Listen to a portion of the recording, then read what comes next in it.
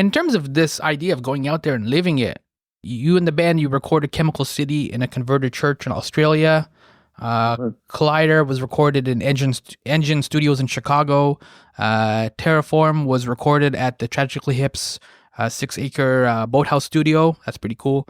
The Adventures of Ben Blank was recorded in Toronto. Does the location ever influence the writing and the music? Like, can you hear Australia in Chemical City or Chicago in Collider? Yeah, for sure. There are parts of Chemical City actually. I think there's one track where you can literally hear Australia. Like I think it's on B-side actually.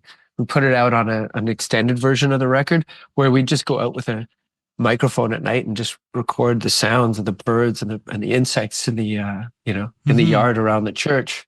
So it's, in some sense, yeah, it's unavoidable that the place that you make a record, it's going to find its way into it. At Chicago, like there's this rhythm to life in Chicago, and we spent a couple of months there, and eventually you kind of start to move to that pace, and then your thinking goes to that pace. So it doesn't have to sound exactly like what is the Chicago sound in music, but there's for sure the sort of, the rhythm of life in all these different places finds its way into the record. Toronto has its own pace, its own beat to it, but it's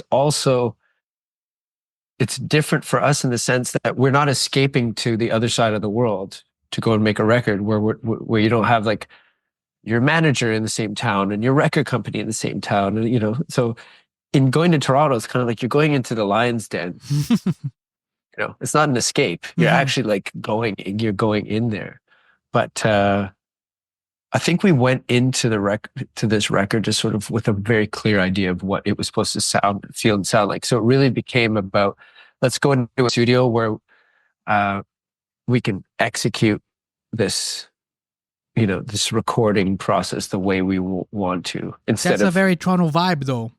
Yeah, instead of trying to go and seek out an exotic locale. And to be honest with you too, we're just not in that place right now because we didn't work enough for 3 years to be able to afford to go and, post up in some treehouse studio in Borneo. It's just not there. And it's almost like belongs to a different world in terms of the music business, especially like the money that used to be there for these kinds of, outlandish recording projects. What I need as an artist to go and fulfill my vision. Like that's not like that anymore. Now it's like, a lot of stuff's done at home.